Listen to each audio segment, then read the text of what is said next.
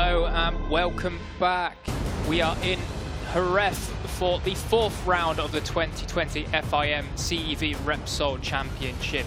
We're in sunny Spain, right down in the south of the European country, and we are at the Circuito de Jerez, a famous circuit worldwide, not just for track day users but also for racers alike. 4.4 kilometers, 5 left turns and 8 right turns. It really is a physical challenge. Not much places to rest here, and with temperature rising, it's now approaching 30 degrees. It has to be. It is warm outside. The Moto3 boys, they'll be tackling 16 laps around here with the final race of a 2-day weekend we've had here in Spain.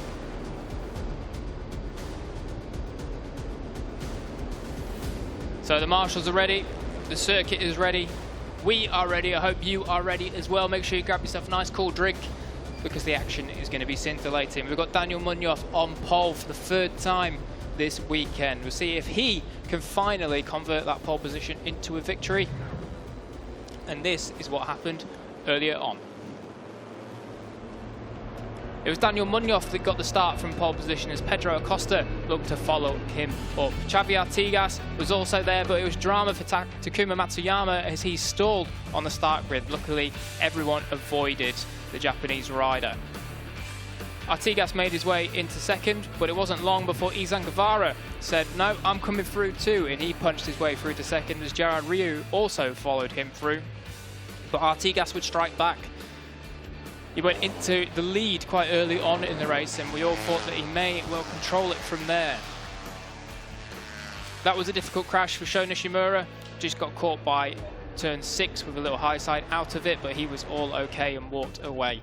Adrian Fernandez came through the pack and actually led for a little while, but Pedro Acosta, Xavi Artigas, Izan Guevara and a whole host of others were lining up behind him to overtake. There was a little bit of contact.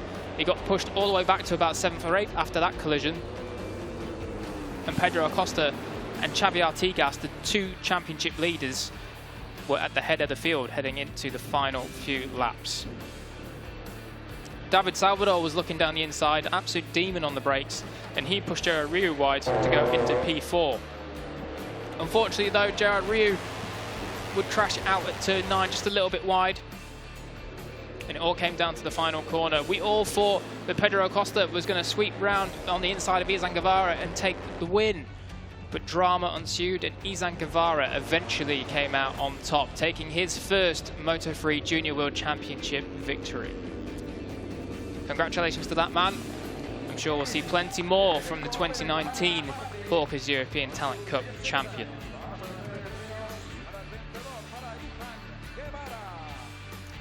Artigas would eventually finish 2nd, just pipping championship rival Acosta to 2nd place. The drama-filled race 1 then here. Then round 4 at the Circuito de Jerez Ángel Nieto, and it is starting to get really, really hot. Here in Andalusia, the temperature's crept up to 31 degrees. That's a good 6 or 7 degrees warmer than it was this morning for the Moto3 Junior World Championship rider, so that's going to play a little bit of a role. The grip levels are going to be slightly different to what we saw in the morning, so that's something that the riders are going to have to factor in.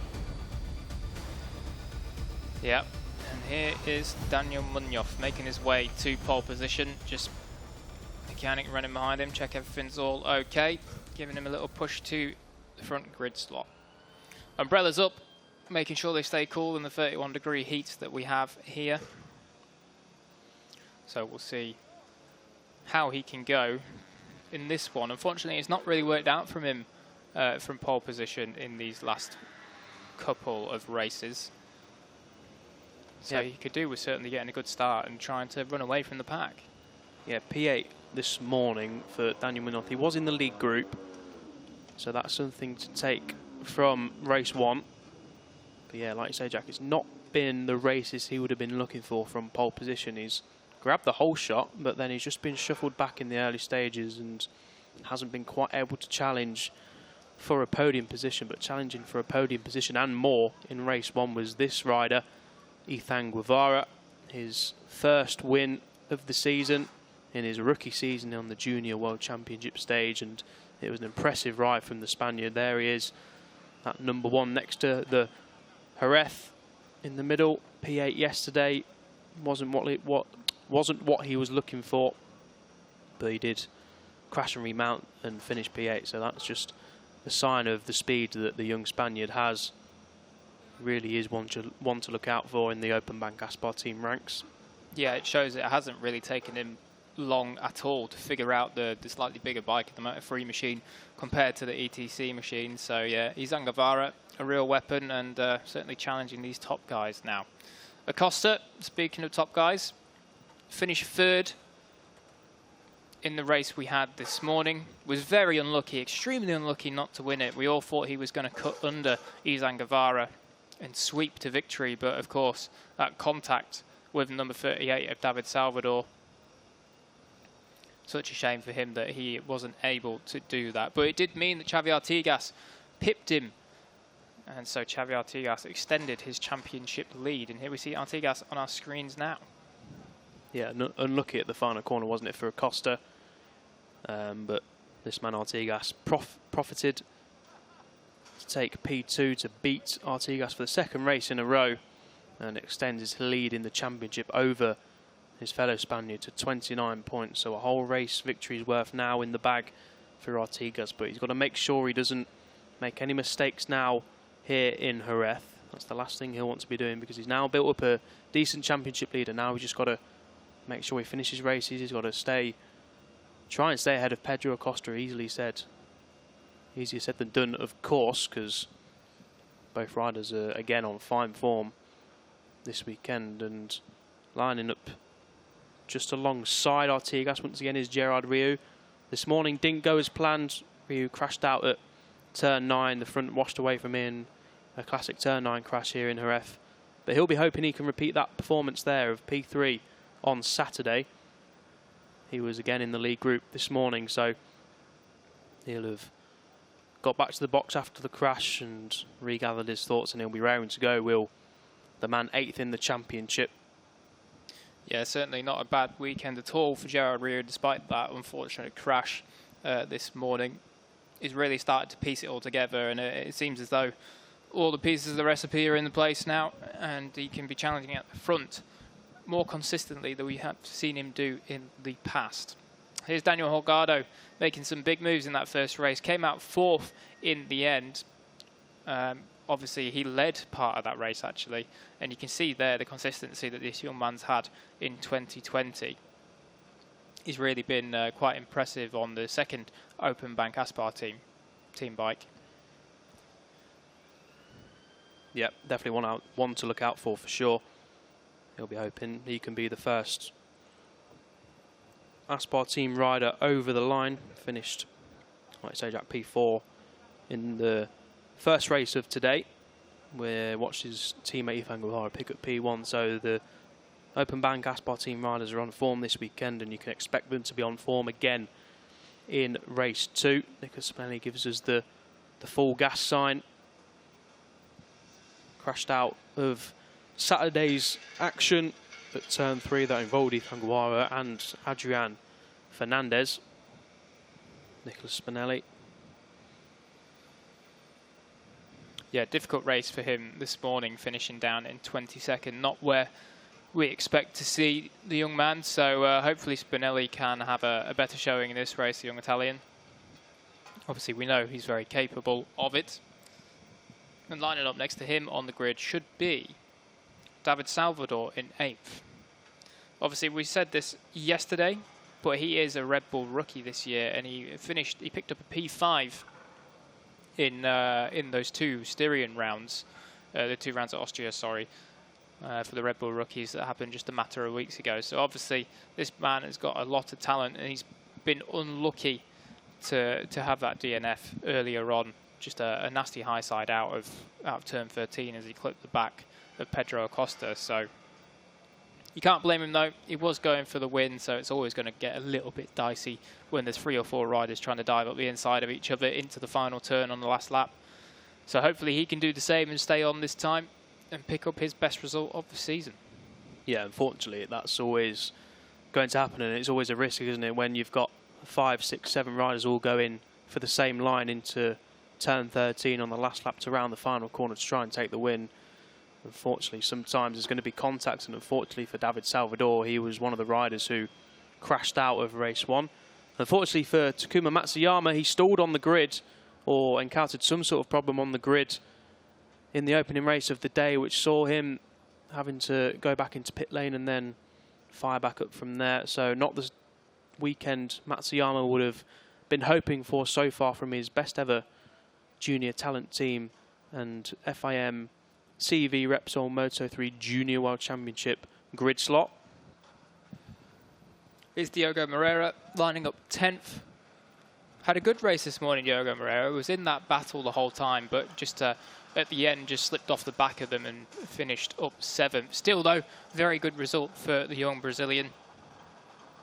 Not quite his best. Yesterday, he did finish P5 in the race, but still 7th. I imagine he'll take that one and look to build and improve on it here in this second race today. Yeah, absolutely. And just like the Openbank Aspar team, the Estrella Galicia team have got ranks up and down the CEV Repsol grid, and obviously in the Moto3 and Moto2 World Championships too. So they're in good hands of the likes of Moreira, the likes of Holgado and Guevara to really make their mark in the Junior World Championship and then make their way up into hopefully the Moto3 World Championship and beyond as we get set for the final race of Sunday here in Jerez. As you can see, the sun is beaming down now. It really is starting to get hot out there. Get well soon, Billy. We echo those thoughts from Scott Ogden. Billy crashed out of qualifying on Friday, and unfortunately for the Australian, he fractured his left femur, which of course sees him not riding this weekend. Scott Ogden, Takuma Matsuyama and Tashkorn Bouazri are the only junior talent team riders on the grid because of Max Cook's unfortunate crash yesterday, which saw him break his pelvis in a couple of places. As we hear the engines roar into life, and we'll see the grid now, and it's Daniel Munoz on pole from Izan Guevara and Pedro Acosta on row 1. Row 2 is championship leader Artigas from Rio and Holgado. Row 3 is Spinelli, Salvador and Matsuyama. Yeah, Matsuyama be hoping to not stall on the grid this time and get a nice start down its turn 1. Diogo Moreira is in 10th. David Munoz, Daniel's teammate, is in 11th. Scott Ogden, Adrian Fernandez, Jose Antonio Rueda, Jose Julian Garcia, Raffaele Fusco, Kazuki Misaki, watch out for him coming through again, and Julian Garcia. Lorenzo Fellon spearheads row 7 from Voschek and Asman. Row 8 is Rouge, Nishimura and Plonk. Row 9 is Tacchini, Agius and Geiger. And just behind those guys, it is DF, Watley, Bouazri in 30th and Arita in 31st. So, grid is set. All the guys are fired up and revving, and we are away for the warm-up lap. It's going to be interesting to see if the script will be similar to the first 2 races we've had here at the 2 rounds across 2 days. Yeah, if they're anything to go by, then we're in for another cracking race, aren't we? The 28 there, Izan Guevara leads the field round into turn 2 on the warm-up lap. He'll be hoping for a repeat performance, of course, but it's not going to be easy. There's a whole host of riders who have shown they've got podium pedigree and they've got a win in their sights, certainly. What can we see from Takuma Matsuyama? And that white bike there of Scott Ogden, the British rider.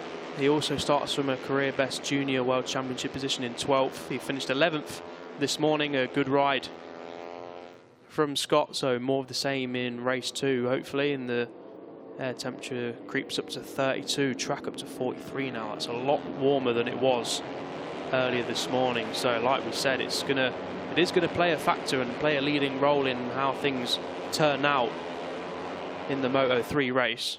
Yeah, completely. It's basically just completely different conditions for the guys. They've had more experience in these sort of conditions than what they had in the conditions this morning. I think it was only about 23 degrees and 27 degrees of track temperature or something for race 1 this morning.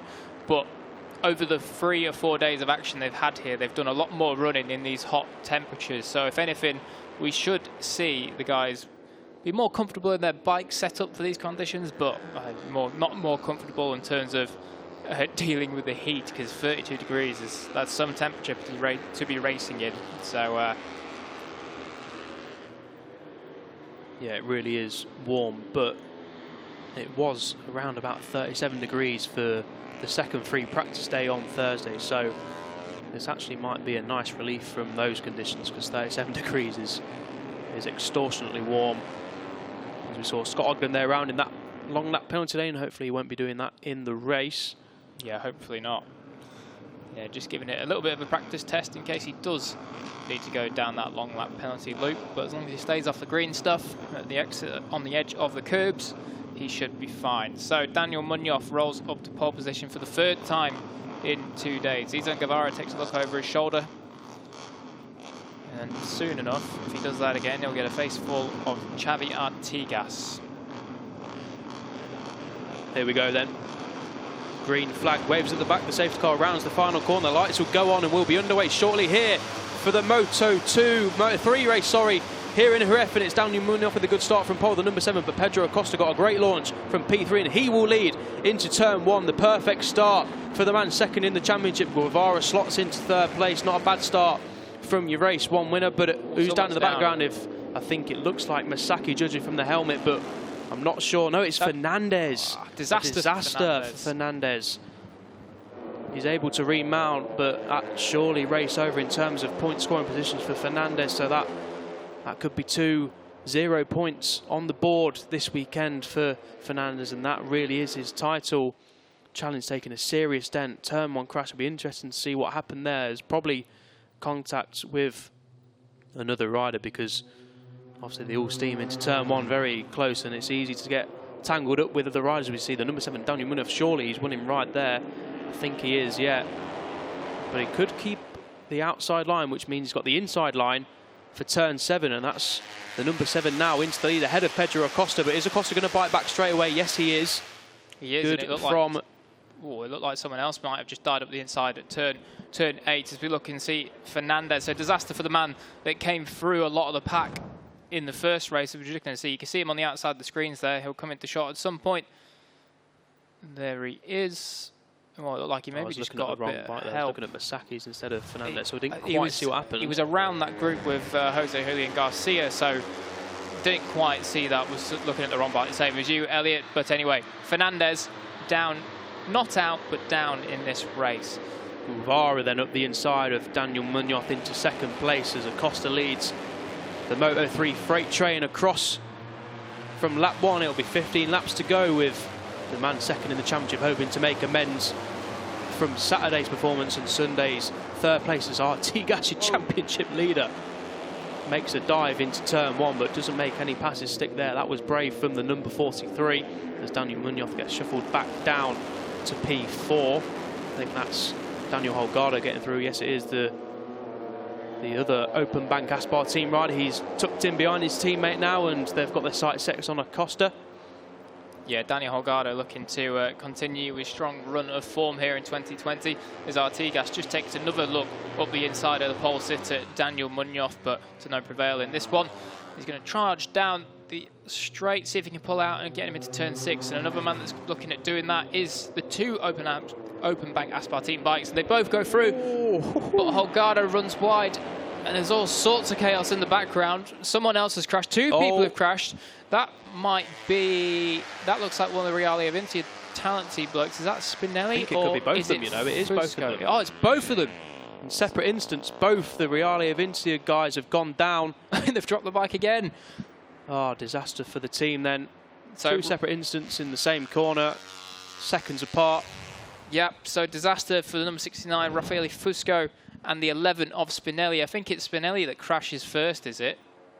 Yes, so Spinelli crashes first, and then Fusco, possibly just his eye line, just got caught by seeing his teammate go into the gravel, and both of the Reale Avintia Junior team boys are out of this race. So Artigas then up the inside of David Munoz, the number 64, into the final corner as the leading true start to stretch away here. What's the gap back to Gerard Riou? It's up to 7/10, so that's a healthy margin for the top three, and Artigas isn't going with them.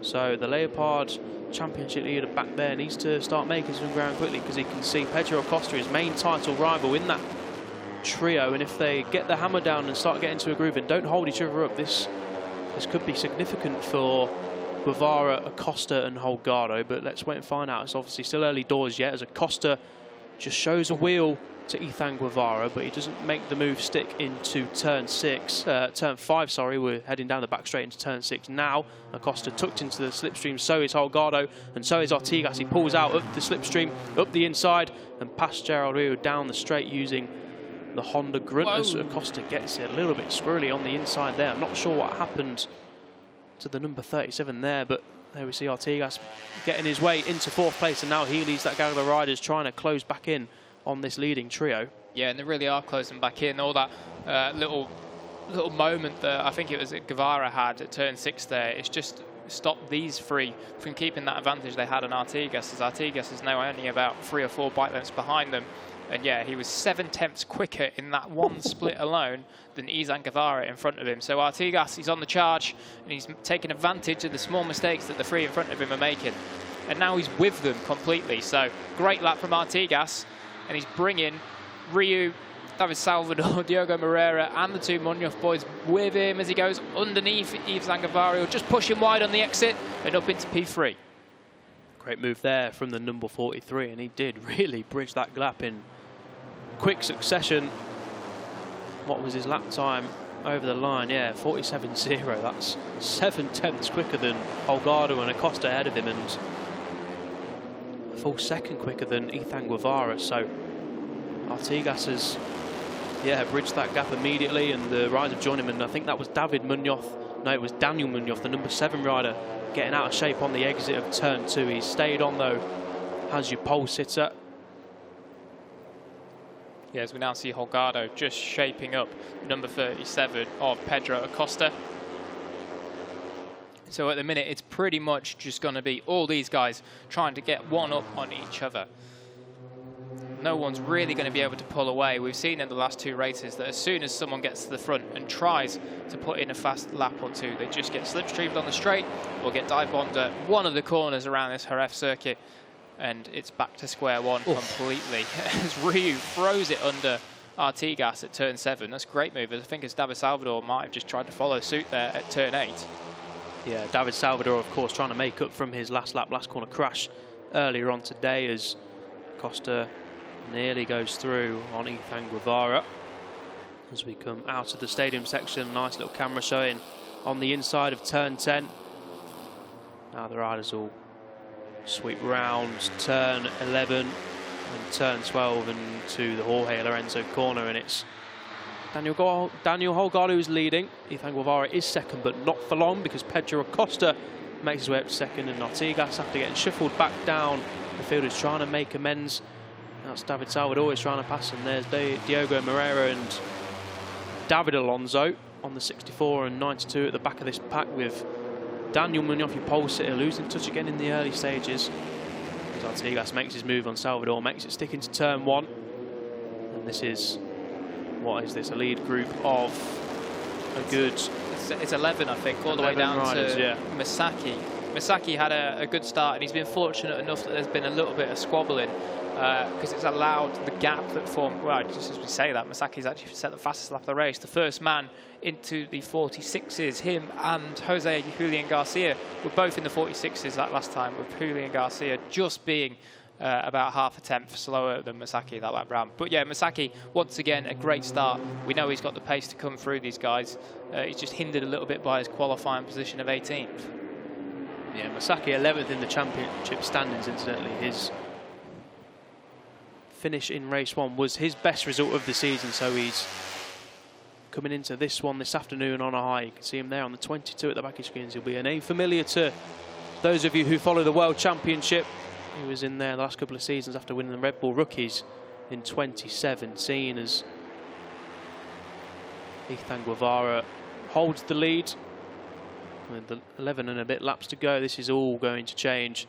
We've got another cracker on our hands here in Moto3, as it just flashes up on our timing screens. I mentioned Guevara just then, and he's just had a track limits warning as the number 28 race leader. So he's got to be careful now. 11 laps to go is a long way to go, and there's plenty of opportunity for him to run wide again. So that man there, the number 28, has got to be careful. He's had a track limits warning from race direction. That really would be drama, wouldn't it? If the race leader, Izan Guevara, as you see it pop up on your screen now, man who's just had track limits warning, then goes and receives a long lap penalty for continuing to exceed those track limits. So yeah, possible drama on the horizon, but for now, Izan Guevara is just going to hang on to the fact that it's only a warning. Yeah, just keep an eye on the number 28, Izan Guevara. If he dips his two wheels onto the green stuff, he was close to doing it there. Yeah, he certainly was. Don't think he was quite off the curb. So if he dips his two wheels onto the green stuff, and then that is exceeding track limits, and just watch out for the rest of the riders doing it as well. When you're in the slipstream of the other riders, it's easy to run a little bit wide, and obviously they're all trying their hardest to go as quick as they can. As Artigas is going to make a move. Is he? No, not quite. But it's actually Izan Guevara ran a little bit wide, but yeah, Costa showing a wheel to the race leader there, but Izan Guevara holds it. I think David Salvador just made a big mistake at turn 6. He's dropped from 7th all the way to the back of this group now, which would put him 11th. So really bad corner for him there, losing 4 places. The man with the bright yellow helmet at the back there, you can see on the Cuna de Campeones machine. So Artigas is sitting 4th then. He's got Acosta well within his sights. He's got that 29-point championship lead after beating Acosta on Saturday, with Acosta crashing out on the last lap, and then beating him again today after drama yet again unfolded for the number 37 and the 4th time Red Bull Rookies Cup race winner in 2020. Artigas does take that inside line every lap, doesn't he? I feel like he might be just practicing, or he's just showing a wheel to the rider in front of him saying, you know I'm here and I've always got a chance to pass you. And talking of passing, is Acosta going to make it stick? Yes, he is. I thought that was a late one, wasn't it? It was, wasn't it? I thought he just backed out, but no, he just maybe released the brakes slightly as Artigas tries to follow him through on Izan Guevara as Daniel Holgado gets his teammate. Yeah, so Artigas just looking at the chaos in front of him. Late move there from the 2 Openbank Aspar Team bikes. But now it is, as you say, Pedro Acosta back at the front. David Munoz having a much, much better race here. It's, we thought that it would be the other way around with Daniel Munoz in front, but no, it is not in the end. Incidentally, Jose Julian Garcia, the man on the 658 Squadra Corse bike, the red and white Honda, has just taken the fastest lap. And as we were also just saying about Daniel Munoz, the number 7 on the Apex Cardoso racing machine, he has now just received a track limits warning as well. So possibility of a few long lap penalties incoming later in this race. Here's this late move from Pedro Acosta. Great move. This just lets the brakes off a little bit more as he's going into the apex to slide it under the inside of Izan Guevara and just block him from turning in. Great move from Acosta to go to the lead.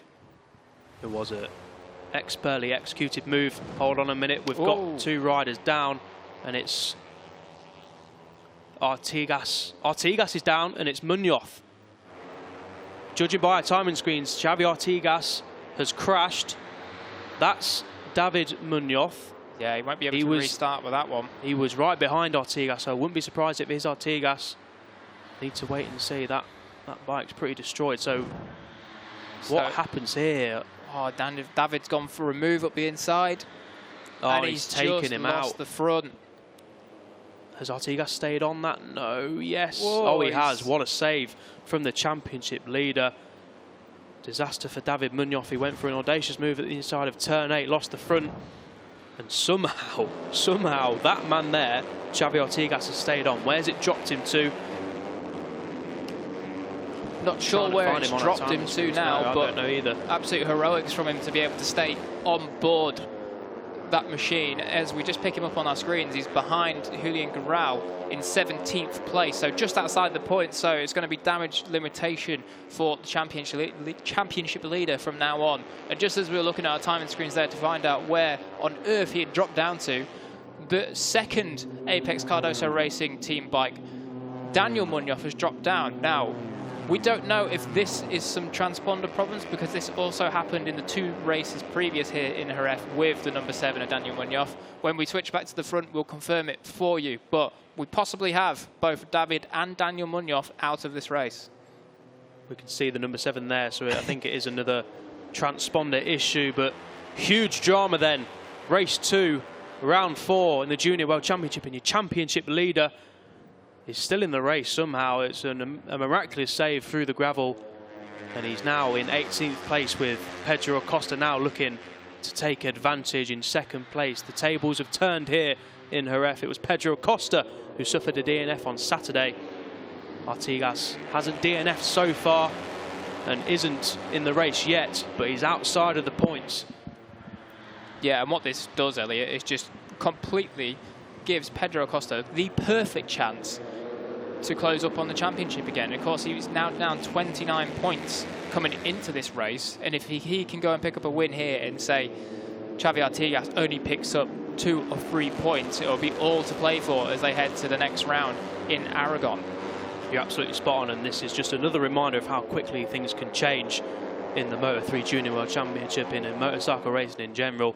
As we see Daniel Munoz, running slightly wide there onto the green stuff. He's already had a track limits warning, so that's another offence for the number 7. So don't be surprised if we see a long lap penalty coming in the number 7's way in a few laps' time. There's Pedro Acosta. Not sure if he'll know. I'm not sure if the team would have. And there's that championship. Something. Yeah, there is the championship standings, as you rightly point out, Jack. So, game on then here in Jerez for Acosta and everyone else really. Guevara leading from the front again in his rookie year. He was, of course, P1 earlier today, and if he picks up another 25 points, that's 50 points from 50 points available on Sunday, and he's already 4th in the championship. So, if he can pick up another 25 points and Artigas doesn't pick up points, but it does look like, to be fair, if Artigas stays on, he's going to pick up points, because I've just seen him go into 15th place. So that's 1 point for the Spaniard, and he's only a 10th drift of Voschek in 14th. So it looks like Artigas is going to pick up some points, but we'll focus on the race leads for now.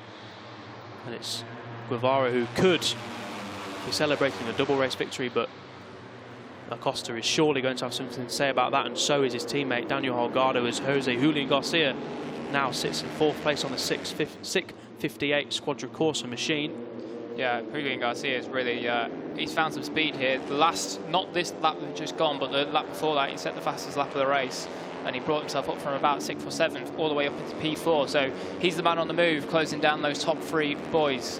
So we'll have to see if he can do it. Here's an update on your championship leader, Xavi Artigas. He's got Takuma Matsuyama in front of him on the talent team bike. If he picks him off, that would be for 13th place. Then he's got approximately 3 seconds of tarmac to close in on Jose Antonio Rueda on the 2nd Estrella Galicia junior team bike.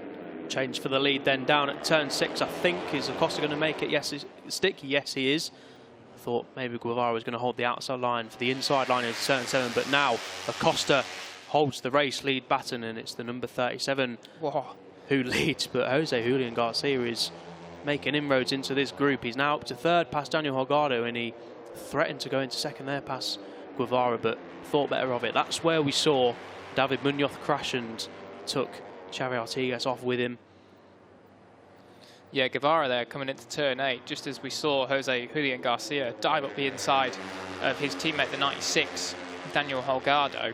I don't think Garcia expected to be alongside Guevara, as Guevara was actually just sitting up to stay behind Pedro Acosta, but he's not staying behind him anymore.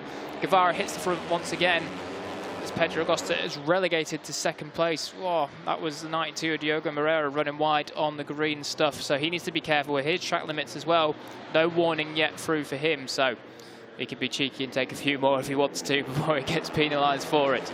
But anyway, Guevara with 6 laps to go is in the driving seat. It's all bubbling up nicely here, isn't it? In race 2 on Sunday, there is your championship leader. He has got by Takuma Matsuyama, the number 32 rider there. So he is now 13th and next on the road is another junior talented rider in the form of Scott Ogden. He's just outside the top 10 of Scott Ogden. He's locked in a battle with Lorenzo Fallon and Jose Antonio Rueda. So if they keep battling out like it looks like they're doing, then this man with clear track should be able to catch them with 6 laps to go, although it's a 3-second gap, so he's got some ground to make up. But if anyone's going to do it, you'd back Xavi Artigas to do it. We'll wait and see if he can close the gap. So really the best Xavi Artigas is going to hope for, if nothing happens ahead of him, is P10. So we'll find out where he finishes it in the race. But here's a freight train for you. Gerard Rio looking up the inside of Jose Julian Garcia, but not quite that time. That's where Gerard Rio crashed in the first race, so he's not deterred by that. He's still trying to make moves into turn 9 as Guevara now leads from Pedro Acosta. Daniel Holgado is having another fine performance in P3. Yeah, Guevara is looking really strong here, so is Daniel Holgado. As Jose Julian Garcia just looks at the inside, but no, thinks against it on that one. Yeah, Guevara, as I say, he's looking really strong. Just been at the front of this pack. Whenever he's been relegated down to 2nd or 3rd, he hasn't panicked, and within a lap or 2, he's worked his way back to the front again. So the man who picked up his first Moto3 Junior World Championship win in race 1 earlier on is looking pretty good, as we see a track limits warning for number 70 Josh Watley pop up on our screens. So the Brit is all the way down in 23rd, so he doesn't want to be taking any more reason to drop any lower. I thought when it flashed up there it was going to come up with the number 7 Daniel Munoz, but yeah, he's kept himself out of trouble so far, and as I say that, he's just exceeded track limits again. And so that may well be the one. Yeah, we'll wait for it to pop up on our timing screens, of course. We'll let you know if it does. But this gaggle of riders now is a lead group of 8. Well, our lead group is 7. I'll count David Salvador just there at the back of them, because he's not too far adrift, and we did expect him to be battling in the lead. Lorenzo Fallon, the number 5 rider, he's in that battle with Scott Ogden and Jose Antonio Rueda. He's now got a track limits warning.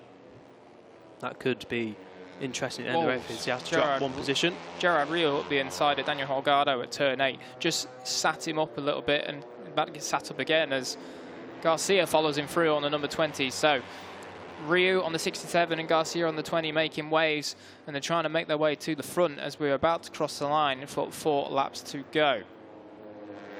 So if Acosta can stay in the lead, which is obviously easier said than done, as he just exceeds track limits there. I've just put a little bit of a commentator's curse on him there as he loses the lead to Izan Guevara. Gerard Rio was close to overtaking him as well. So Acosta now demoted to 2nd, and this is going to change all the time. We're going to cross the line with 4 laps to go. The team give the thumbs up to Guevara. L4, 4 laps to go for the number 28 rider out front. Is he going to go wide there? I think he is slightly, but he's going to keep hold of P1 as his teammate Holgado also goes in slightly wide, and he and Jose Garcia are having a proper little scrap in the middle of this group, and Daniel Munoz is at the back still, but David Salvador can't quite latch onto the back. He's 0.6 off. There he is with the yellow helmet, the Cuna de Campeones machine. So it'll be interesting to see if he can close the gap in the latter stages, as Guevara again is looking super strong here, isn't he? The number 28 rookie. Yeah, he really is. Like I say, like the number 37 of Acosta, when he made that slight mistake on the run down into turn 13, as he looks up the inside but isn't able to do it this time. But Daniel Holgado does punch his way through into the top 3 again and gives the seat unit a big whack, telling the guys behind him that they need to just stay behind, and he can work with them to come through this pack and try and pick up the race victory. But Jose Julian Garcia hasn't listened to that at all, and he's gone straight up through into 4th place. As Ryu looks up the inside of him, it's turn 9 again. Oh, he's a little bit cautious, Ryu, looking up the inside into turn 9, as he did crash there in the first race today, but no problems yet so far. Yeah, we see that a lot, don't we, in the Moto3 Junior World Championship and European Talent Cup. Riders just tapping the back of the bike saying, stick behind me.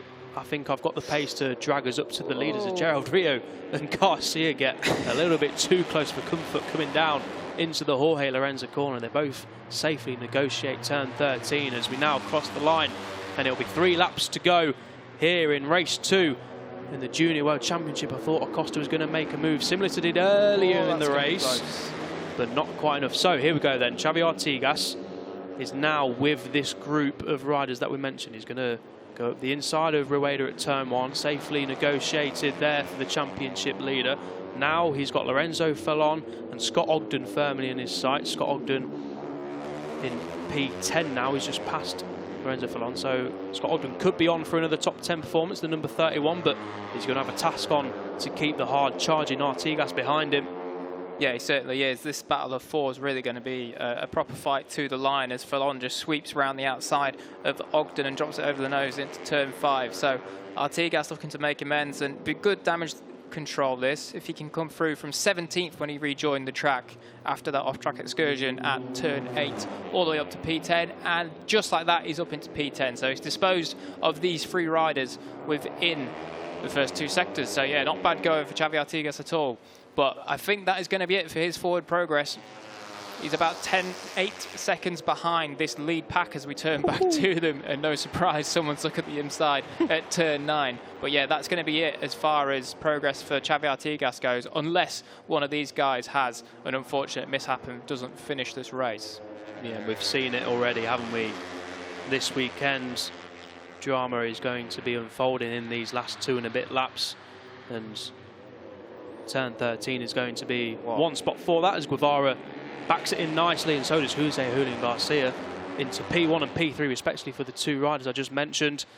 And it's going to be Izan Guevara who's looking good here for a 2nd consecutive Junior World Championship victory.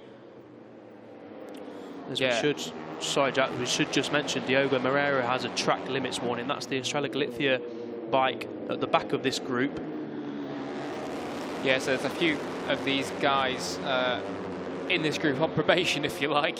They've got to be careful with what they do. The stewards are watching them if they do happen to stray onto the green part. You check them here. Oh, Daniel Munoz was out wide a little bit there. He's got to be really careful. That's a few times we've seen him do it after his warning, so it could be very close for Daniel Munoz to a long lap penalty. But the one person that I really want to know what he's thinking in this group is Kazuki Misaki. He's been sat at the back of this, watching the chaos unfold for the last 10 laps. And dare I say it, just as I've called it, rider number 7, Daniel Munoz, has a 3-second time penalty to be added after the race for repeatedly exceeding track limits. So Daniel Munoz has blown it. Unless he can get to the front and pull 3 seconds on them in the last lap, it's not going to be possible for him to win this race, as that's a big moment for Gerard Riou for a fast corner at turn 8, as it looks like Holgado just has a cheeky look up the inside of his teammate Guevara, but can't get him that time. Out of the stadium section they come then. 1 1/4 laps to go, and it really is anyone's race here, and we've seen drama unfold in all 3 classes so far, and what drama is waiting in the wings in the Junior World Championship. So into the final corner for the penultimate time. It's all line astern there. I thought there was going to be some changes of position, but it's not. So it's Pedro Acosta then, the man 2nd in the championship, who will lead over the line, I think, unless Guevara will get him. I think he does actually. So that could be important for the next lap around. So on to the last lap we go. It's Izan Guevara who led over the line, and he leads into turn 1. Yeah, Guevara just pipped him by 0.06 of a second over the line, as it looks like Holgado was just sliding into turn 2 there. Thought he was maybe going to go a little bit wide, but he's underneath Pedro Acosta and into 2nd place. Masaki's been shuffled to the back of this pack now, so definitely no podium challenge coming from him unless there's absolute chaos, which there definitely will be. So, well, yeah, maybe he's in for a podium. Let's see. Yeah, it's impossible to call at this stage. So, right, coming round turn 5, and they'll come down the hill, down the straight into turn 6. We are bound to see something happen into the Dani Pedrosa corner. It's Izan Guevara leading away, but all the riders are tucked into the slipstream. Guevara goes defensive, then pulls to the racing line. Daniel Holgado is going up the inside, but Guevara is late on the brakes. Pedro Acosta goes up 2nd, and Jose... Oh, that's a big high side for Munoz. And that 3-second penalty now... He served the ultimate penalty of a crash. We said there was going to be drama, Jack, and there was. So back at the front is Pedro Acosta now leading from Izan Guevara's.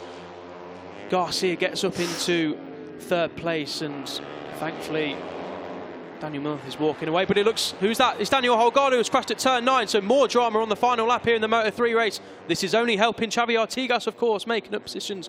But Izan Guevara now leads into... Where's Pedro Acosta gone? Is he in third? I'm not too sure, but anyway, they're coming down to the final corner. We need to see the battle. Pedro Acosta's in fourth, but it's going to be Izan Guevara. He's got to go defensive into the final corner. Has he outbraked himself at all? Don't think so. Acosta goes up into third place, but it's going to be a run to the line between these two. I thought Guevara was out wide there, so he could be dropping one position, but he's going to take the line in P1. It's Guevara from Jose Julian Garcia from Pedro Acosta in third, but we need to look out for that last lap because I think Guevara was on the green stuff on the exit of turn 13. We'll have to have a look. There is the championship leader, Artigas. He salvages a P8 from, well, I don't know how we saved it at turn 8, but he salvages the P8. It's a good result in the end. But Izan Guevara picks up so far his second race win of the day. But Jack, I'm pretty sure he was over on the green paint, and no matter what, on the last lap, you've got to drop a position. Well, we shall see what the stewards decide, but there is one thing that we do know. That was fantastic damage control from Xavi Artigas. Picked up a P8. He easily could have been P8 in that lead group anyway, so finishing 8th after running off track at turn 8 is fantastic work from the championship leader. Yeah, spot on there. And there we see Pedro Acosta sporting the Spanish flag. He'll take home at least a P3. It could be...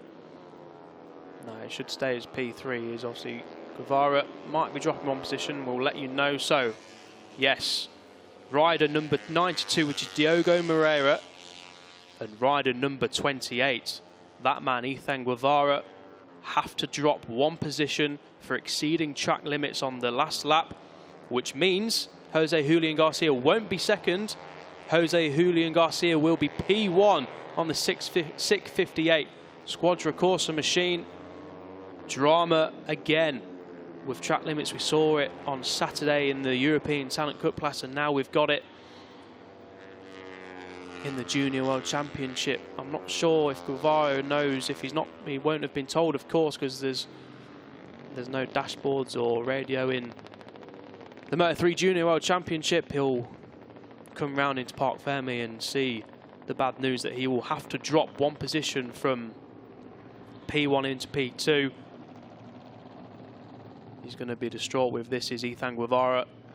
Nevertheless, a second place after following up. He's just been told here. I think his argument was he got shoved wide, and that might have been the case, but unfortunately, rules are rules. And no matter what happens, if you exceed track limits and come across the line, then you have to drop one position, no matter if it was your fault or not. So our timing screens are showing Jose Julian Garcia as the race winner, and he's pulled up into P1 as your race winner. Guevara looking dejected there with P2, and Pedro Acosta clawing some vital championship points back on Xavi Artigas as the number 43 finished 8th. But there he is, your race winner then in Jerez, race 2 in the Junior World Championship, Jose Julian Garcia. The number 20 rider started the race in 5th in the championship. He was 4 points behind Izan Guevara, incidentally, so that win, of course, is 5 points more than what you get for second place. So Jose Julian Garcia is going to move above Izan Guevara in the championship standings. And he's also going to move above Daniel Holgado because of the Spaniard's turn 9 crash. So I think you'll find that Garcia moves from 5th in the championship to 3rd in the championship. That man Pedro Acosta will stay 2nd, but as we've mentioned, he'll close the gap on Xavi Artigas. It stood at 29. It's going to be considerably less than that now, as the riders now get ready for the podium celebrations. There's Guevara saying congratulations to Garcia. That's nice to see. It's unfortunate for Guevara, but nevertheless, a P1 and a P2 on Sunday is a fine day's work for the reigning European Talent Cup champion, and he's really come to the fore in Jerez. Here's the incident then. It was Jose Julian Garcia who's on the inside of him, and there you see it. Not much really that Izan Guevara could do, to be fair to him, but Unfortunately, those are the rules, and if you go onto the green stuff on the last lap, we saw it in Austria, didn't we, in the Moto3 World Championship race, you have to drop one position, and you got the run to the line, did the number 28, crossed the line first, but will take home 20 points instead of 25, and the number 92 in the background there, Diogo Moreira, also had to drop a position. He finishes P6 behind Kazuki Masaki, who finishes 5th. With Gerard Riou recovering from his crash in race 1 to finish 4th. That's a P3 and a P4 for Gerard Riou, but we're now going to hear from the winner in Parc Fermé. Jose Julian Garcia is down with Jack Gorst. Jose, victory in race 2, how does it feel? You must be pretty happy with that. Yeah, I'm really happy.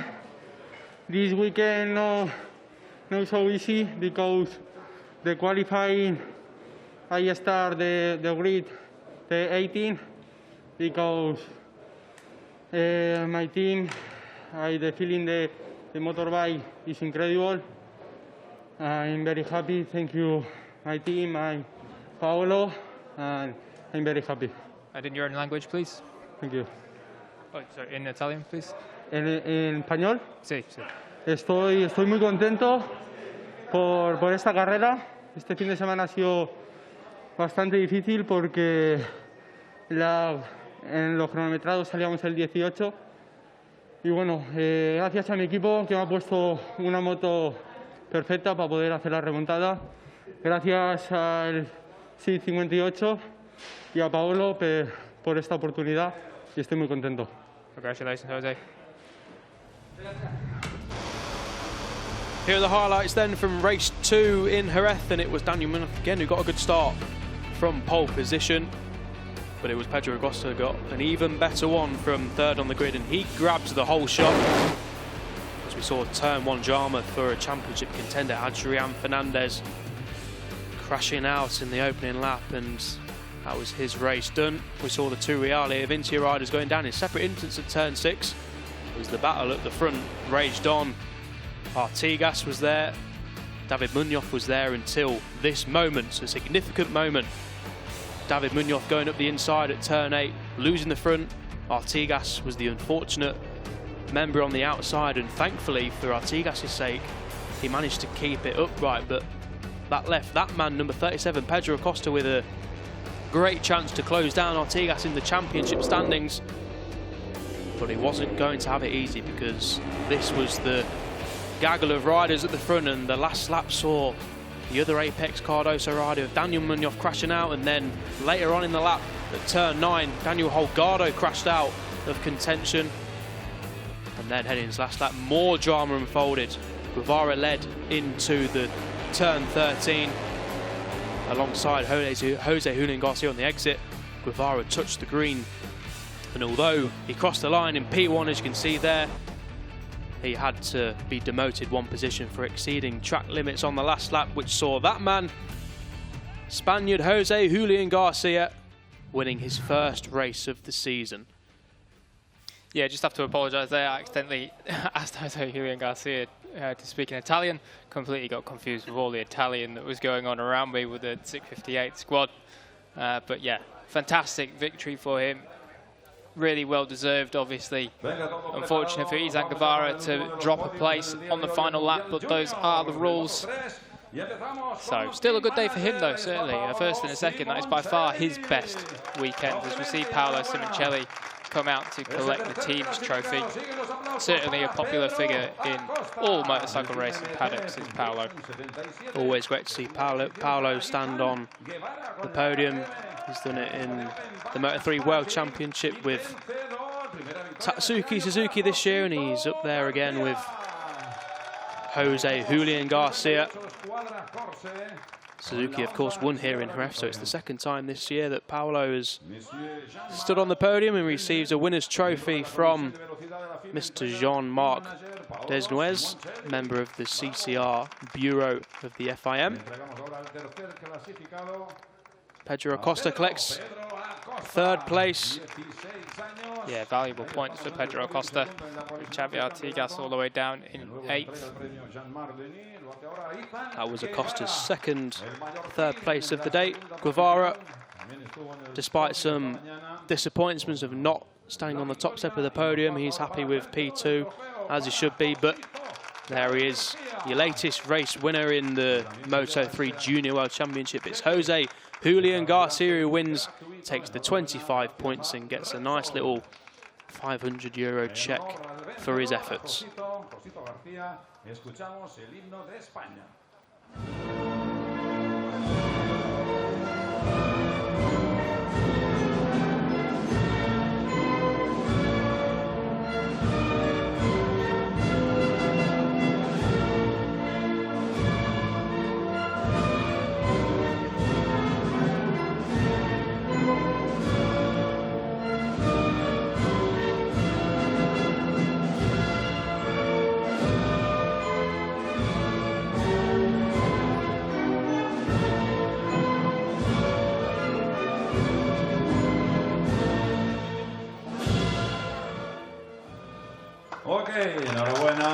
Congratulations, Jose Julian Garcia. Here's the Spanish national anthem after winning on home soil. Yeah, great victory for him. Fantastic performance. He's been pretty good all weekend, but that by far, obviously because he's standing on top of Podium, is his strongest result of the year. Strongest career result as well, Jack. That's his 1st win in the Moto3 Junior World Championship. Certainly is. And this was how it all finished today then. So as we say, Jose Julian Garcia took victory after the last lap drama with Izan Guevara running on track limits from Pedro Acosta, Gerard Ryu, Kazuki Misaki, Diogo Moreira, David Salvador, Xavi Artigas in 8th, great damage control from him, and Lorenzo Felon in 9th.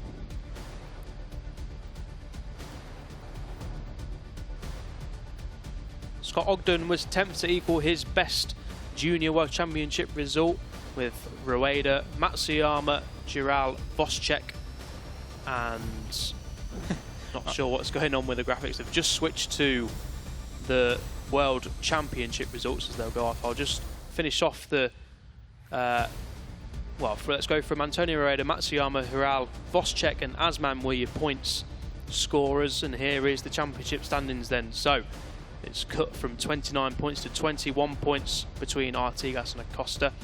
Garcia, as I mentioned, has moved up to 3rd ahead of Guevara, 1 point in it. There's Daniel Holgado, Salvador, Ryu, all have good races. Adrian Fernandez slips from 3rd in the championship down to P8.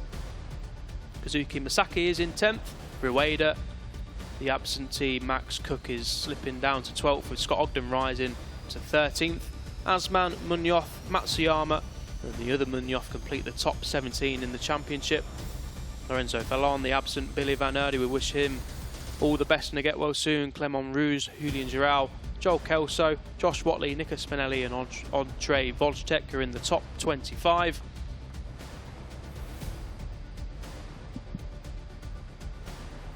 The junior talent teams, Tachkorn, Buazri, another rider riding injured here in Jerez. Yeah, and it was just Leonardo Ticini rounding out the points. So that's it from us here in Jerez. Thank you very much for putting up with us and watching along at home.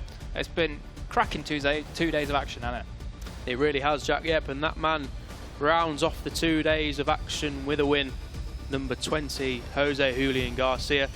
The Moto3 Junior World Championship riders will be back alongside the Moto2 European Championship and Hawkers European Talent Cup riders at Motorland Aragon at the start of October. 2 more race days, just like we've seen here in Jerez, coming your way on the 3rd and 4th of October. We hope you've enjoyed watching, and you hope to have the rest of a good Sunday.